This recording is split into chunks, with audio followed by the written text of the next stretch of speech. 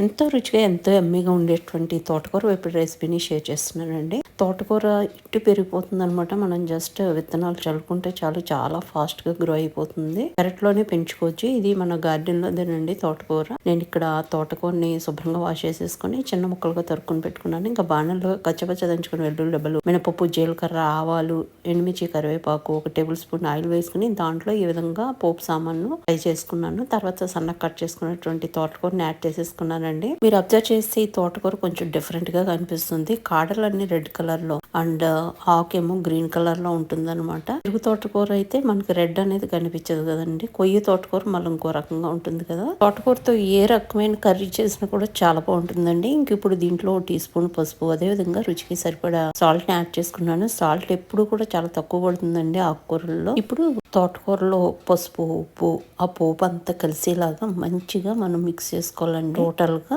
Mix చేసేసుకున్న తర్వాత మనము ఒక 5 నిమిషాలు లో టు మీడియం ఫ్లేమ్ లో మగ్గించుకుంటే అద్భుతమైన రుచితో తోటకూర వేపుడు రెడీ అయిపోతుందండి. దాంట్లోంచి కొంచెం వాటర్ వస్తూ ఉంటుంది అనమాట. ఆ వాటర్ మొత్తం ఎగిరిపోయి తోటకూర మంచిగా సాఫ్ట్ అయిపోతుంది. ఆ వెల్లుల్లి ఫ్లేవర్ తో ఎంత బాగుంటుందో చెప్పలేను. చూసారా, వాటర్ మొత్తం డ్రై అయిపోయిందండి. పర్ఫెక్ట్ గా వేగిపోయింది అనమాట. ఇంకా నేను సర్వింగ్ డిష్ లోకి తీసేసుకుని వేడివేడిగా సర్వ్ చేయడమే. వైట్ రైస్ లో కలుపుకుని తింటుంటే ఎంత కమ్మగా ఉంటుందో చెప్పలేనండి. చాలా బాగుంటుంది.